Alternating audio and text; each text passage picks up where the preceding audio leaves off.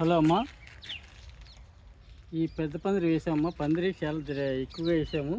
దీనివల్ల ఏంటంటే పాదులు వేయిపెట్టినా సరే పందిరి మీదకి పైకి ఇచ్చేద్దని చూస్తున్నాము పాదుల్ని. దానివల్ల ఏంటంటే పందిరికి ఆనబాదు ముందుగా మనం ఆనబాదు బాగా వస్తుందమ్మా.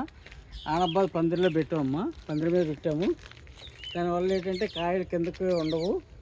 పందిరి ఎందుకంటే పెద్ద దేశం అంటే మామూలు కింద నడిచేటప్పుడు పురుగులు అవి ఉంటాయి కదమ్మా, పాములు అవి వస్తాయి. అలాగని చెప్పేసి పందిరి మీదకి ప్రతిదీ కూడా మనం స్టార్ట్ చేసామమ్మా.